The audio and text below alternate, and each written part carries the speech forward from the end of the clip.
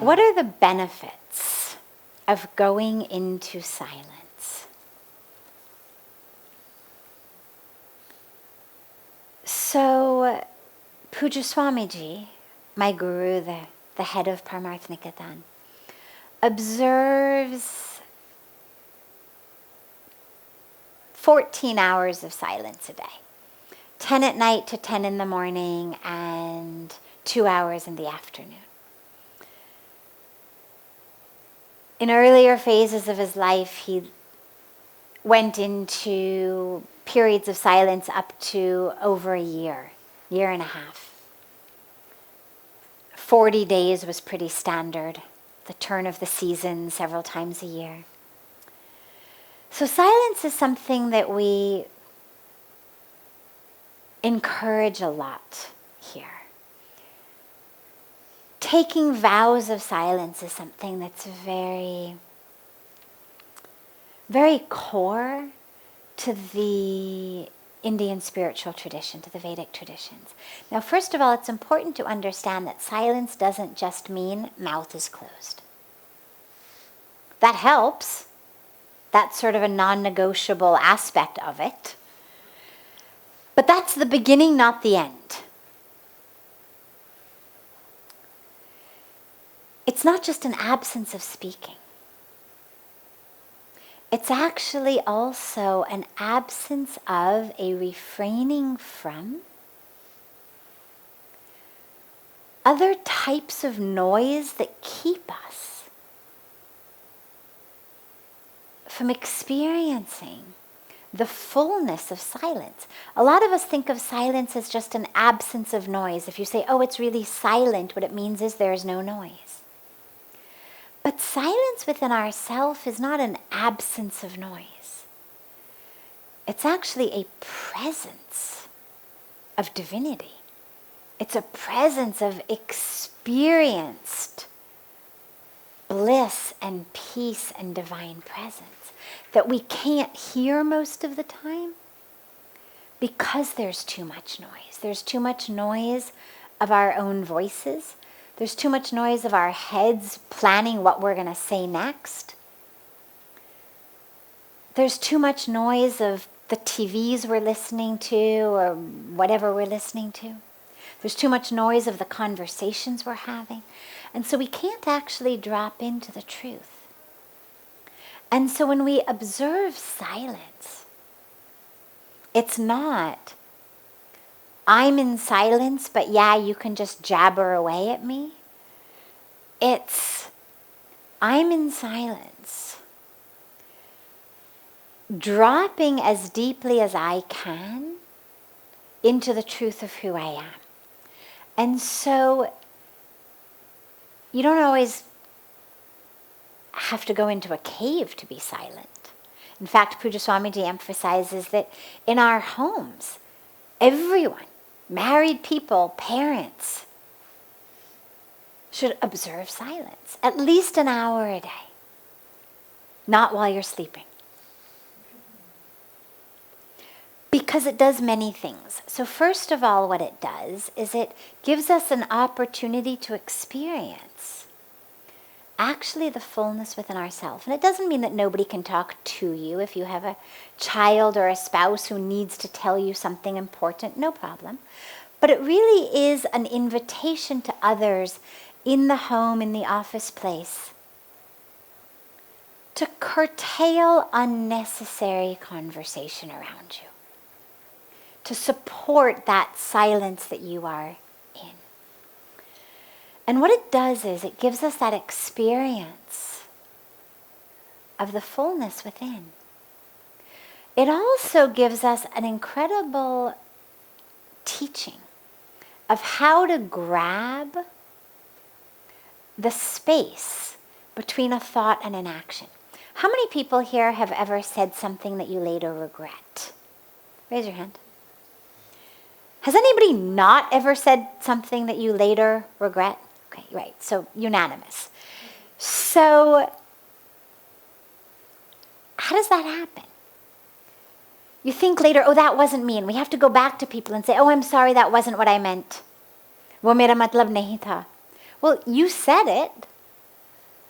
If it wasn't what you meant, why did you say it? Like, who was in charge of your brain at that moment that something you didn't mean managed to come out of your mouth? Who else is in there pulling the strings, making you say things that you don't mean? What silence gives us is a teaching and a practice of having a choice before we speak. Because what happens when you go into silence, at least the first few days of it, even if you're in a long, extended silence, the first few days, the mind will think of something to say. It'll think of what you're going to say next, what you have to tell someone. And then automatically you'll say, oh, wait, I'm in silence, I can't. Or somebody will do something and you'll be about to say something to them. And then you realize, oh, wait, I'm in silence. And so you stop. And that teaching is incredibly profound, because what it teaches you, if you practice silence for long enough, even if it's just an hour a day, if you do it enough days in a row, is, oh, wait, I actually have a choice. Those words were about to come out of my mouth, but then I remembered I was in silence. And so I stopped them, which means I actually have much more control and consciousness than I utilize on a daily basis. And so it gives us an opportunity in our lives to also grab that space. Even if I'm not in silence at this moment, do I really want to say that? Does that need to be said? In the Bhagavad Gita, Lord Krishna speaks about the righteous speech, tapas of speech. And he says it needs to be 3 things. In order for something to be considered dharmic speech, it must be true, of course, but it must also be kind and beneficial. And I've heard other teachers of other traditions add a 4th to that, which is, it must improve upon the silence. And so before we speak, it's a beautiful practice to really ask yourself, is this true? Is it kind? Is it beneficial? And 2 out of 3 doesn't count. And also, does it improve upon the silence? And if not, to be silent. But being silent is something very, very difficult for most of us, particularly those of us from abroad. You sit in an environment with people, and everybody feels, if there's 30 seconds of silence, suddenly people become very uncomfortable. Everybody's looking around, somebody think of something to say, like this is really uncomfortable. In India, that doesn't exist at all. I've been in 6-hour car rides between here and Delhi with a car full of people, pretty much no one of whom says a word for 6 hours. People who love each other, family members, friends, but just nothing to say that improves upon the silence. And so the practice of silence gives us that teaching. We lose a lot in speech. You lose a lot of energy. So if you're fasting, for example, if you're not eating, one of the teachings of fasting is you should also try to be as silent as you can, because speaking uses a lot of energy. And if you're not taking in food, careful how you use your energy. We learn it at high altitudes. You go on a high altitude trek. We go to Kailash Mansarovar. You go to Badrinath, Kedarnath, where you're short of oxygen. Speak less. You're unnecessarily using energy. If you're dehydrated, speak less. You're literally spitting out water molecules along with your breath. So silence rejuvenates and recharges us on many, many, many levels. don't think, though, it's empty. It's full. And that's why it's such a beautiful experience, is when you allow yourself to really drop into it, you'll experience a fullness of the self that we don't usually get to experience because there's so much noise going on. And it's amazing because we then go to places, to courses, to retreats, to things to find silence, without realizing that actually, if I could just quiet the noises in my own head. There's a great demonstration. Chela, we'll do interactive satsang here for a moment. So I'm going to divide the room in half right here.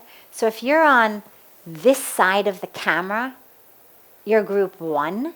Okay, raise your hand if you're group 1. Great. This side of the camera, you're group 2. Raise your hand if you're group 2. Great. Okay. So group 1, your job is to chant Om. On the count of 3, let's hear you practice. Just group 1. 1, 2, 3.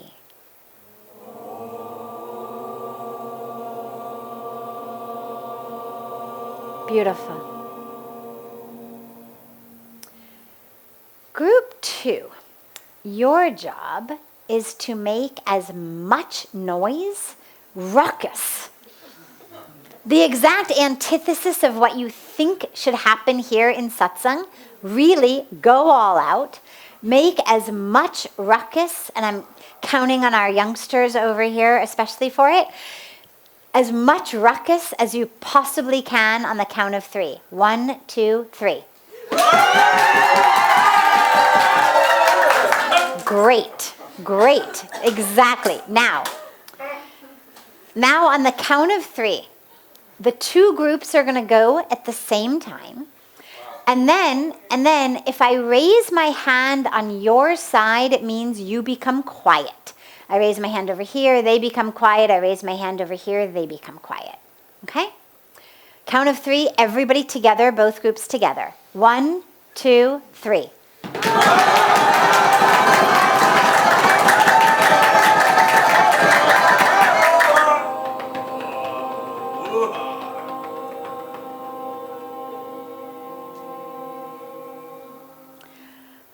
Okay. Group 1.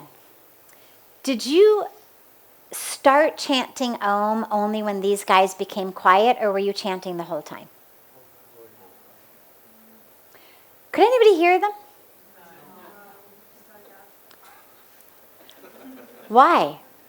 I couldn't hear myself. Yep. Exactly. Too much noise. But the solution is not that we take this ruckus and go out in search of Om.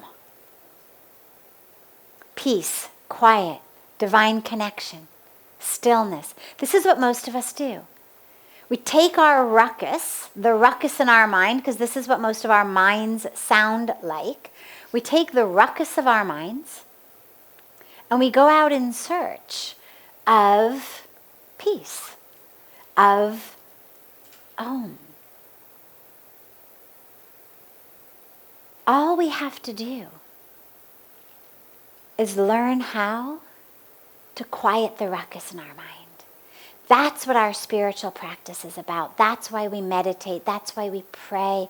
That's why we do seva.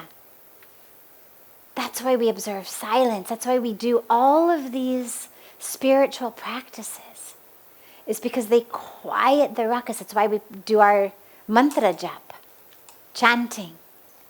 It quiets this so that the truth of who we are, which is this, emerges into our consciousness. It's always been there, but that's why I say silence is actually full. It's full of Om. It's full of peace. It's full of truth. It's full of divine connection. It's just absent of ruckus.